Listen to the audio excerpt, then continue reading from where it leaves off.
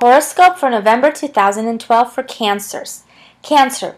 We find no planets visiting Cancer's first house, but I do see the minor benefactor for love in its fourth house, which is your natal house, because it is in Libra. The fourth house is the house of parents, so it will be a great time to fix any problems you may have between you and your parents. There will be a lot of love between you and your children this month. If you want to conduct business, do so in your own hometown. It is also a great time to buy a home or furniture in place where you have planted your roots in, your grassroots. That's where you want to go and focus on.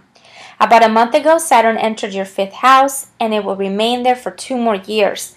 Since Saturn entering Scorpio will benefit all the water signs, you being one of them. Okay, it's going to benefit you.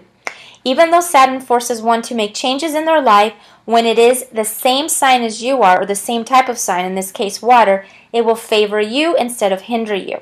So the fifth house, being the house of games, poker, lottery, etc., will be favored to possibly having you win big.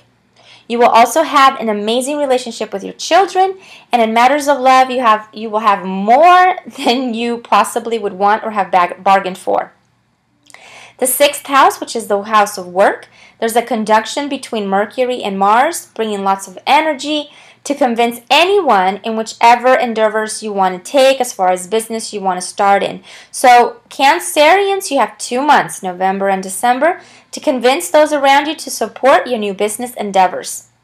The seventh house, we find Pluto, and those who are married legally are going through or will be going through some very difficult times.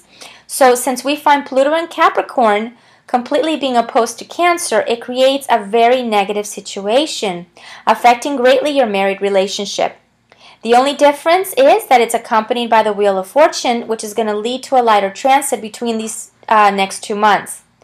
In the ninth house, we find Chiron and retrograde, which is emotions, but don't worry because that retrograde will pass and you will soon go back to your normal emotions.